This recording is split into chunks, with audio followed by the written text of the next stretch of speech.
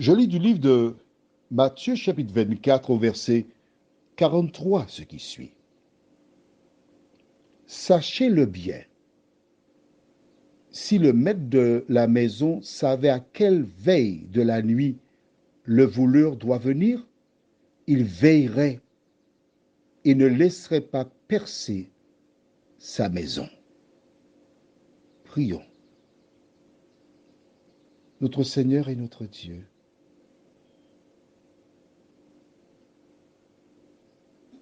merci pour ta parole.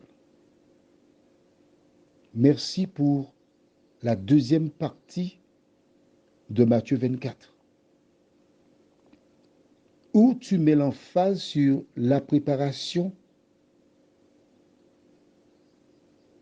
que celles et ceux qui t'attendent doivent mettre l'emphase. Alors que nous allons méditer sur ce verset, que ton esprit nous dirige, nous guide au nom de Jésus. Amen.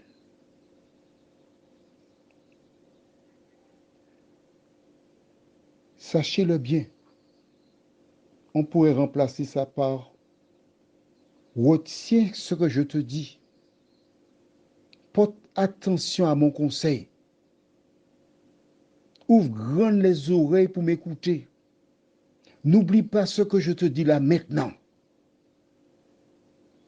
Si le maître de la maison savait à quelle veille de la nuit le voleur doit venir,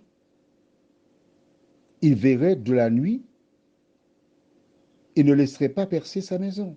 En clair, si une personne qui a une maison et puis il y a un voleur, si le propriétaire sait que le voleur viendra à 2 heures du matin, eh bien, il se prépare, il s'organise, il est caché là, 2 heures moins le quart, 2 heures moins 10, 2 heures moins 5, dans 5 minutes, je vais tenir le voleur. 2 heures, une fois que le voleur est entré, il dit, je t'ai tenu. C'est ça l'exemple. Mais c'est qu'il ne sait pas à quelle heure le voleur viendra. Donc, il doit être continuellement sur le qui-vive. Comment le chrétien doit-il être pour le retour de Jésus? Maintenant, il n'est pas question de passer des nuits blanches pour dire Jésus va venir ce soir. C'est pas ça, non? Non. Quand il dit de veiller, cela veut dire que la condition dans laquelle tu vis, ta relation, tu dois être continuellement prête ou prêt pour le retour de Jésus. Mais attention, l'ennemi voit que tu veux être sauvé. Il voit tes efforts, il voit tes prières, tes actions. L'ennemi enverra quelqu'un pour te pousser à bout. C'est ce qu'il fit avec Moïse. Le peuple l'embêta, tant et si bien qu'il était fatigué. Dieu lui a dit, parle au rocher. Mais le peuple avait tellement embêté. Il a donné au rocher 2 coups de bâton. Ouah, ouah. Et à cause des 2 coups de bâton, il n'est pas entré dans Canaan.